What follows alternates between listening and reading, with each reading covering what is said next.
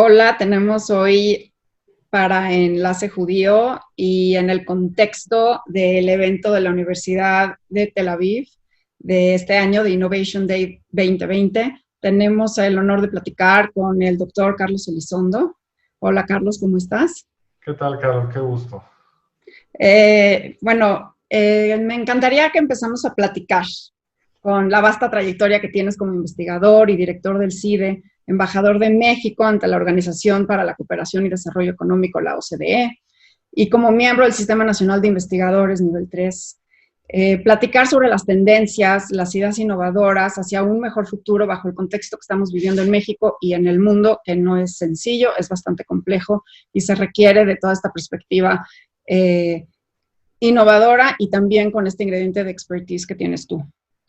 Sabemos que algo que ha hecho esta pandemia, como muchas otras pandemias en el pasado, es ampliar las brechas, ¿no? Ampliar las brechas en las sociedades. Por ejemplo, lo vimos al inicio de la pandemia en México, ¿no? Que era un lujo esto de quedarse en casa. Incluso ahora, con el aprendiendo en casa, el sistema de educación pública, pues vemos una brecha en conectividad. ¿Cómo vislumbras tú que esta pandemia y la oportunidad que nos está generando pueda acortar la brecha, elevando el nivel de los más desfavorecidos? Pues la verdad es que, primero, mucho gusto, gracias por la entrevista.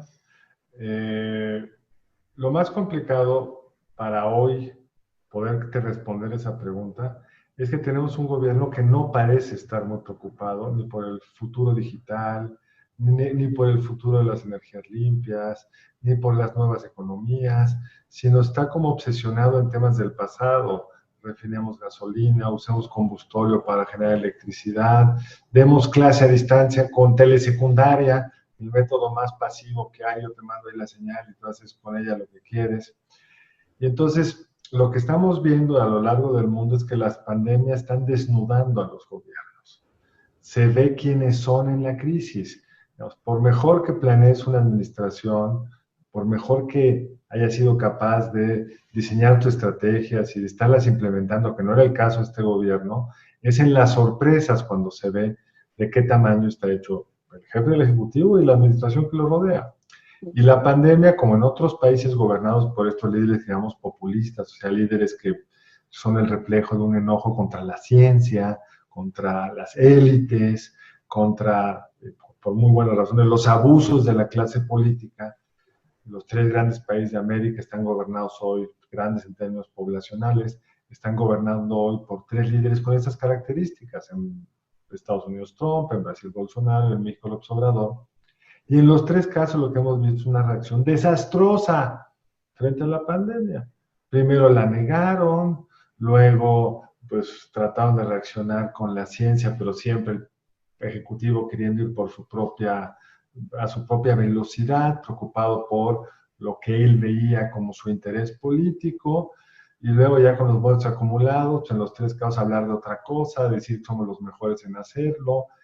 Y lo que sabemos de la historia, como bien decías, Carol, es que estas pandemias pues, son disruptivas y en general pues, afectan más a quienes menos tienen, por razones obvias. Una excepción son las grandes pandemias de la peste bubónica en la Alta Edad Media, que porque murieron tantos pobres, tantos campesinos, cambió la relación entre tierra, campesinos y señores feudales, y que se explica parte de la liberación de los peones después o de los siervos después. Pero en general, estas crisis, pues quienes tienen menos capacidad de protegerse son quienes pagan más. Y lo pagan primero con el cuerpo, como decías tú, digamos, quienes estamos en cierto tipo de tareas en general asociados con un mayor nivel educativo y con un mayor ingreso, pues hemos podido resolver buena parte de nuestra vida así, por Zoom. Pero quienes están en ciertos servicios esenciales, pero en general mal pagados, que en general son individuos con menos nivel educativo, lo tienen que hacer presencialmente. Entonces, el número de muertos entre quienes tienen primaria o menos en México por COVID es desproporcionadamente alto, y si a eso le sumas que los servicios de salud público son de muy mala calidad, la mortandad de quien entra a un hospital público es Alto. altísimo respecto a lo que tienen quienes entran a los hospitales privados en su conjunto, que ellos mismos están muy segmentados entre los hospitales privados de punta, digamos, y hospitales privados pues menos sofisticados. Entonces, primero lo están pagando con muertos y lo están pagando con familias destruidas, porque perder al papá, a la mamá, al tío, lo que sea, te deja una cicatriz, no solo emotiva, que es importantísima, sino se puede haber muerto quien sostiene la familia, etcétera, etcétera, etcétera. Entonces, esa va a ser la primera gran cicatriz que está dejando esta pandemia, con un gobierno que cree que basta distribuir dinero en sus programas sociales, a su clientela electoral, y no parece tener una estrategia realmente de contención y protección a los más vulnerables. El segundo elemento por lo cual la pandemia, pues lejos de ayudar a los que menos tienen, los va a dejar más desfavorecidos, es lo que mencionaba en términos educativas. Es decir, la pandemia corre el riesgo, el país, como resultado de la pandemia, de generar un daño educativo mayúsculo. ¿Por qué? Pues porque Zoom no es el mejor mecanismo para enseñar, pero aún si lo fuera, requieres, pues, por el otro lado, conectividad, apoyo de los padres, no sé qué edad tengan tus hijos, pero los papás de niños más chicos están volviendo institutrices. O sea, la mitad del tiempo es apoyar a los niños en el Zoom, pero si estás en una escuela primaria o de secundaria pública, primero no hay Zoom, hay televisión. Segundo, pues muchas veces los padres trabajan y no pueden apoyar. Tercero, no tienen las condiciones físicas, entonces hemos visto estas historias horrendas de 5 niños tratando de ver la tele al mismo tiempo, en una casa de por sí congestionada y con mala condición para el trabajo en casa, el trabajo intelectual, la lectura, etcétera. Entonces, pues vamos a ver un daño educativo que va a ser muy difícil subsanar, que va a ser más profundo entre quienes no tienen las condiciones para sacarle el mayor provecho a la educación a distancia. O sea, ahí va a haber una cicatriz muy, muy grande. Y tercero, pues lo que está haciendo esta pandemia es acelerar ciertos cambios tecnológicos. Y esos cambios tecnológicos están destruyendo empleo. Y una parte de ese empleo pues, va a ser empleo que no se va a recuperar nunca. Y entonces, pues ahí va a haber una nueva brecha entre quienes están empleados en la formalidad y quienes no. Estamos viendo pues, un crecimiento del desempleo por la caída de la actividad económica y una lenta recuperación del empleo formal, y todo esto está siendo absorbido por la informalidad. Entonces, entre la pandemia y la destrucción de empleo por la digitalización de una serie de bienes y servicios, pues el daño del empleo va a tardar años o más en recuperarse.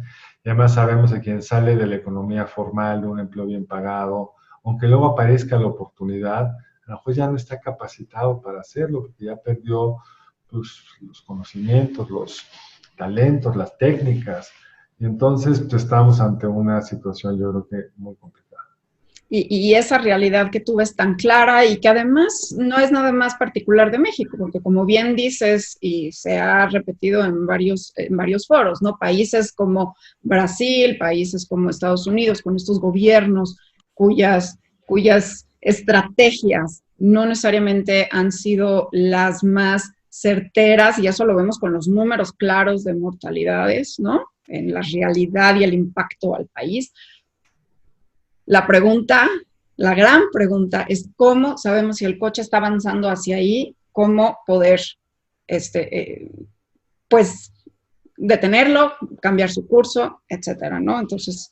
Pues mira, lo primero, Carol, es, si bien los 3 países lo han hecho muy mal, México se distingue de los otros 2 en que es el país que menos apoyo está dando a los actores económicos, a los empresarios o a los trabajadores.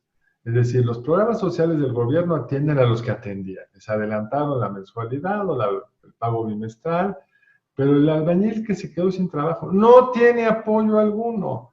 El trabajador de la industria manufacturera que perdió su trabajo no tiene apoyo alguno. Y si ves Brasil y ves Estados Unidos, pues hay una serie de programas para ellos. En Brasil hay una bolsa gigantesca para que todos aquellos que tienen cierto de ingreso tengan un apoyo y se puedan quedar en casa y no se expongan, etcétera.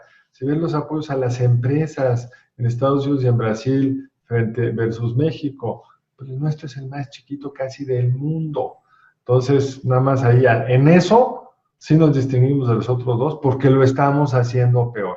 Hay una ventaja, sin embargo, que quiero subrayar, que con países que gastan tan mal el dinero como Brasil y México, el propio Estados Unidos hay unos escándalos de cómo se ha repartido este dinero, quizá es mejor no haber hecho unos programas masivos de ayuda que hubieran generado unas corruptelas mayúsculas, una distorsión en el gasto público mayúsculo, hubiéramos salido con aún más deuda con respecto al PIB de lo que vamos a salir.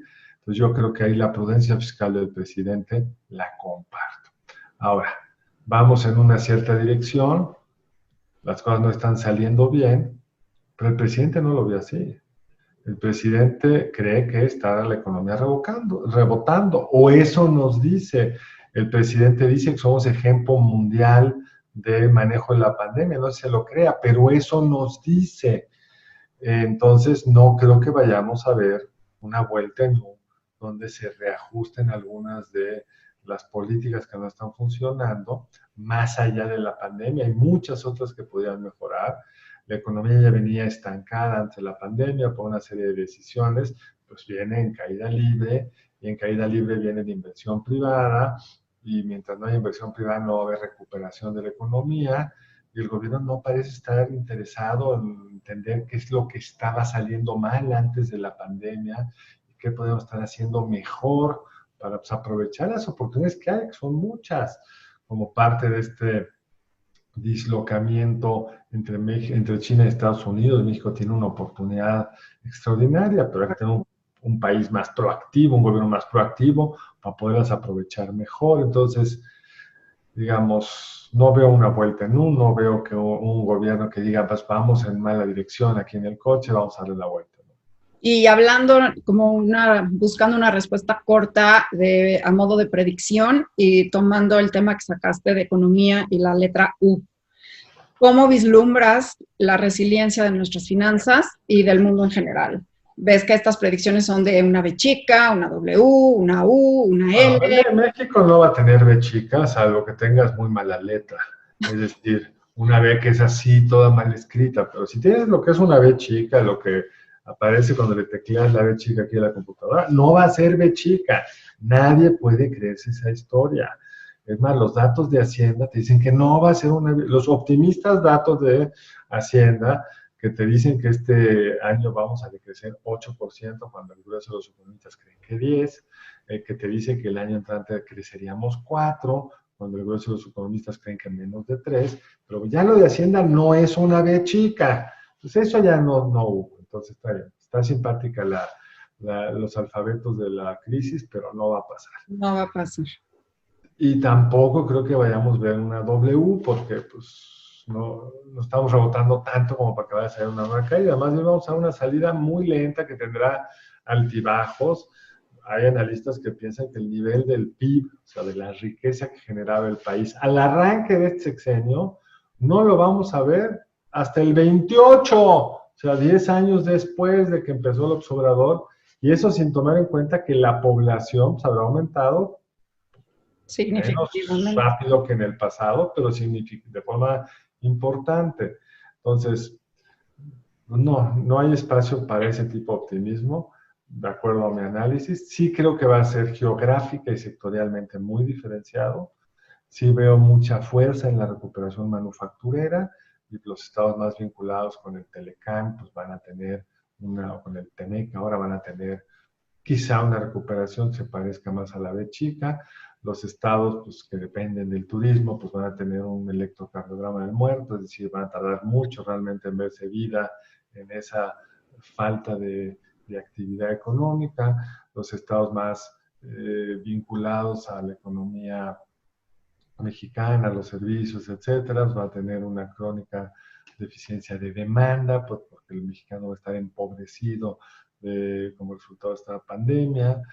Entonces, habrá que ir viendo con más calma sector por sector, región por región, pero el promedio luce bastante mal. Y hablando de la población, la pandemia, algo que también ha hecho, Carlos, es dar una evidencia de la necesidad de la población por tener pensamiento crítico y por tener una cierta cultura científica. O sea, hoy en día la pandemia nos evidenció que necesitábamos tomar decisiones nosotros los mexicanos como individuos, ¿no? Y entonces, por ejemplo, hay ahí un estudio que muchos incluso se quedaron en casa antes de que el gobierno lo dijera, pero digo, más que eso, saber cuidarnos también incluye cierta cultura científica y poder leer hoy en día los avances de las vacunas indica que se requiere una cierta cultura científica. Como profesor de la Escuela de Gobierno y Transformación Pública del TEC de Monterrey, ¿cómo sugerirías enfocar los esfuerzos hacia darles a los jóvenes mayores herramientas y enrobustecer su preparación para darles ese pensamiento crítico, esa cultura científica? Porque la pandemia acaba, pero vienen otros retos y viene el calentamiento global y vienen muchos retos que van a requerir de ese pensamiento crítico y de esa cultura científica. No, ciertamente es una de las grandes ambiciones que como país hemos tenido siempre, es lograr tener una educación de calidad lo más amplia posible y poder construir ese ciudadano que requiere la democracia y que requiere la sofisticada economía de nuestra época, y de que estamos muy lejos de ello. Había una reforma educativa que yo creo que iba en el sentido correcto, en el sentido de fortalecer las competencias y conocimientos de los estudiantes a través de un sistema educativo que reclutara a los mejores maestros, que promoviera a los mejores maestros, cambiar los contenidos pues, más de cara a cómo enseño a la gente a pensar y menos de la forma tradicional, me repite las fechas de la historia patria. Le faltaba mucho para aterrizar esa reforma, pero estamos yendo claramente en el sentido inverso. Entonces, pues seguiremos teniendo una amplia parte de nuestra población que no tiene las competencias educativas óptimas para una vida personal lo más provechosa posible y por lo tanto con serios problemas a la hora de enfrentar pues, fenómenos tan complejos como la pandemia. Ahora, aún con los déficits educativos que tenemos, pues un gobierno con mensajes claros y aprovechando pues, el poder que tiene la presidencia para diseminar información, pues nos permitiría haber enfrentado mejor ciertos temas críticos. Sabemos que el uso de cubrebocas no es que resuelva el problema, pero aminora el ritmo de contacto. Entonces un presidente se niega a usarlo, salvo cuando viaja en avión y le están tomando la foto. Entonces sabemos que hay una serie de medidas de higiene que conviene tener y aunque el gobierno ha hecho una buena, en ese sentido, se montó bien en el gran esfuerzo aquel de la pandemia anterior, la de la influenza, y creo que se ha internalizado mejor lo de la lavado de manos, etcétera, pero se podría hacer aún más.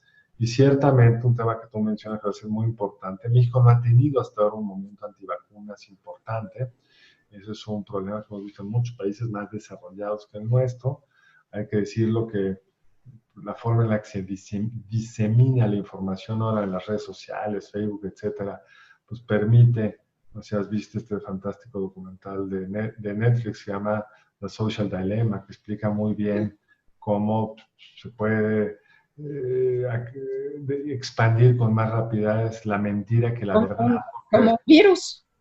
Más que sí, como el virus más letal, porque la verdad es mejor negocio para las grandes plataformas que el pensamiento más crítico, menos escandaloso, que menos pleito genera. Pero bueno, uno de los retos que vamos a tener en todos los países cuando esté la vacuna es, bueno, primero estar seguro que es una vacuna bien probada, etcétera, no hacerlo con prisas, pero lo segundo es realmente lograr vacunar a un porcentaje significativo de la población, porque si hay una reacción en contra de la vacuna, pues no podremos tener pues, la ventaja que te da la vacuna, que es ir dejando atrás, por lo menos en el plazo que dure la inmunidad de la vacuna, a este horrendo virus. Cierto, cierto. Y como investigador, ¿has sentido el impacto de la pandemia en los temas de colaboración entre colegas o tenido que reorientar ciertas investigaciones que tenías en curso? Bueno, ciertamente pues se ha suspendido la actividad científica tradicional, los congresos, los seminarios, etcétera. Pero la verdad es que por un rato estos medios funcionan muy bien. Digo por un rato porque esas reuniones no solo es el intercambio de un paper, la lectura del otro, lo que sea, es toda la sinergia, las redes, el intercambio que se da en el café, el conocimiento de alguien nuevo que te va a ayudar a hacer tal o cual trabajo en el futuro. Pero pues esperemos que sea temporal, ¿no? Esperemos que sí. Carlos, hablando de innovación, que es el tema de estos días que organiza la Universidad de Tel Aviv, ¿qué viene primero? ¿El descubrimiento o la necesidad? Es decir, la oferta del conocimiento porque fui innovador y entonces aquí está lo que innové, o más bien la demanda por algo innovador. Ahora no sé, supongo que hay de los dos, ¿no? Yo creo que hay ejemplos de las dos cosas, pero si no hay una necesidad de lo que alguien inventa, pues va a tardar mucho más tiempo en aterrizar. Vamos al caso del Zoom. O sea, el Zoom se inventó hace muchos años, pero iba con enorme lentitud, pues porque no hubo la necesidad. Apareció la necesidad y se volvió pues, un instrumento, es una palabra, ya no, nos vemos en el Zoom, aunque sea otro medio que estás usando, ¿no? Entonces yo creo que es una combinación de los dos, pero no soy un experto que te pueda realmente contestar de una forma interesante esa pregunta. Esa pregunta sobre En innovación. la historia de la ciencia debe haber mucho estudio al respecto, ¿no? Correcto. Y bueno, pues me encantaría escuchar una mini resumen, porque obviamente todos queremos escucharte el 30 de septiembre en tu ponencia que titulaste El gobierno de López Obrador ante la elección del 2021. Si nos pudieras dar así como un avance a modo de que todos tengan ganas de sumarse con Z y doble O. Yo creo que quiero que se sumen y que se sumen en el sentido de la S. Supongo que todo ciudadano en una sociedad democrática como la nuestra tiene que estar interesado en las elecciones. Cuando además venimos de una elección que le dio tanto poder al presidente, por el triunfo aplastante que tuvo él en la elección presidencial y por la forma en que lograron, violando realmente el espíritu de la ley, sobre representar a la coalición legislativa del presidente Juntos Haremos Historia en ambas cámaras, pero más claramente en la Cámara de Diputados. La elección del año entrante es crucial, porque o va a validar este momento del país de un presidente con todo el poder, sin restricciones institucionales, por lo menos desde el punto de vista legislativo, con todo lo que ello implica, o no, o veremos el resurgimiento de un país más plural, con más pesos y contrapesos, que yo siempre he estado a favor de ello, no importa quién gobierne, sea el presidente que más fe le tengo. Creo que el poder absoluto nunca es bueno. Hay pocos ejemplos donde un Estado que concentra todo el poder, con un individuo que concentra todo el poder, ayuda a mejorar las cosas. Entonces, lo que voy a discutir en esta ponencia es cómo veo la elección del 21. Pues no les voy a decir cómo la veo, para que tengan que sumearse. Eso, vamos a sumarnos a tu ponencia. Y es Carlos Elizondo. ¿Algún comentario final que quieras compartir, Carlos? No, pues agradecerte la oportunidad de hablar con ustedes aquí en Enlace Judío. Pues muchísimas gracias. Gracias a ti.